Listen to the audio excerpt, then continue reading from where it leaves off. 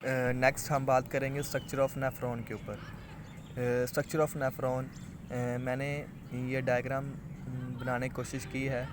तो सबसे पहले आप इसके अंदर देखें कि Bowman's capsule, this is a Bowman capsule, cup shaped swelling which is known as Bowman's capsule. Next ये हमारे पास ये जो ब्लड ऑफ कैपिलरीज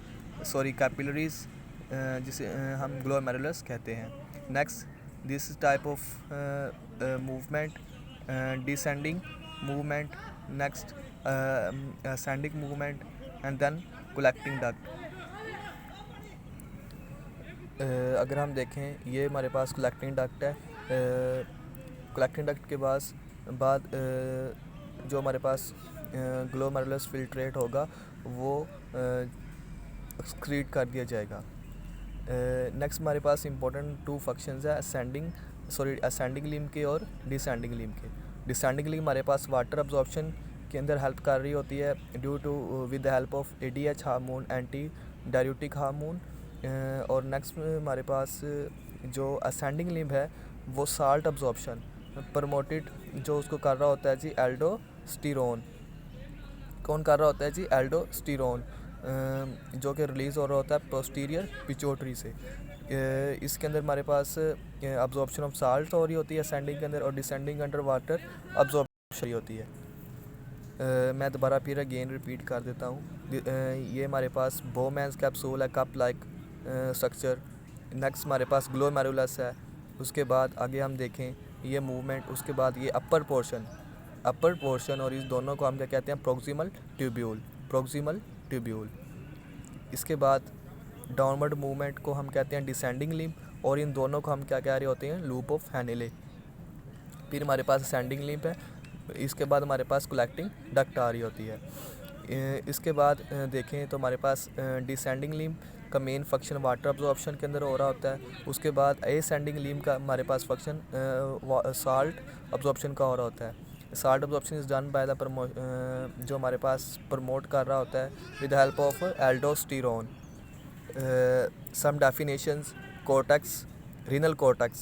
आपने याद रखना कि रीनल कोर्टेक्स जब आएगा तो वो नेफ्रॉन की बात होगी। Medulla, juxtamedullary nephron, Bowman capsule और ग्लोमेरुलस, इन दोनों का पहले मैं आपको बता शेप लाइक स्वेलिंग और बाल ऑफ कैपिलरीज को हम क्या कह रहे होते हैं ग्लोमेरुलस। नेक्स्ट जो हमारे पास अब ये ऊपर वाले तीन है, इसके अंदर आप देख लें कोर्टेक्स को हम आउटर लेयर या आउटर पार्ट ऑफ किडनी को हम कोर्टेक्स कहते हैं। आगे हम देखेंगे कि किडनी को जब हम डिस्कस करेंगे तो आपको मज़ीद एलोबरेट हो जाएगा। मज़ीद मैं एलोबरेट ट्राई करूँगा एलोबरेट करने की, ताकि आपको मज़ीद कॉन्सेप्ट क्लियर हो जाए।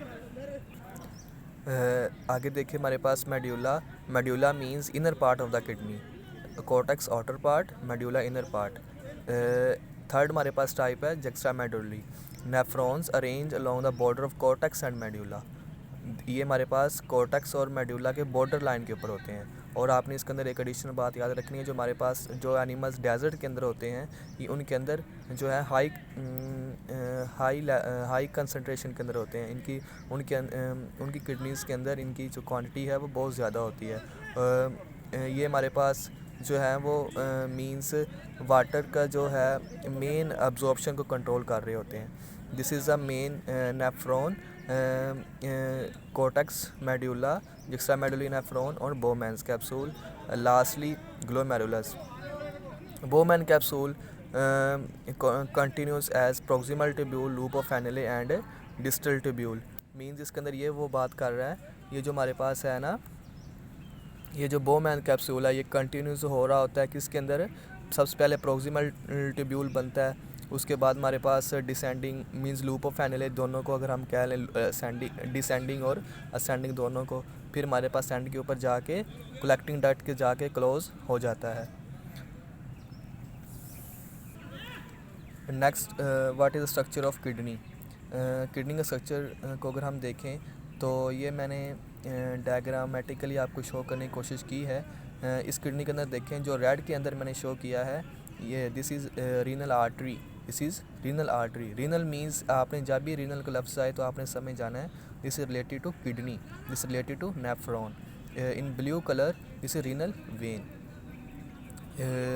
उसके बाद what is renal cortex and renal medulla. Cortex means outer part और medulla means inner part of the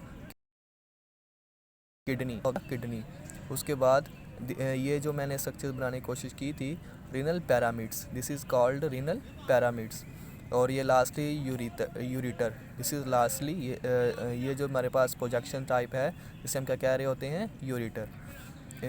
again मैं आपको रिपीट कर देता हूँ, ये हमारे पास रीनल आर्टरी है, रीनल वेन, उसके बाद ये हमारे पास cortex outer part, this is renal medulla and the renal pyramids. This is structure of kidney. Thank you.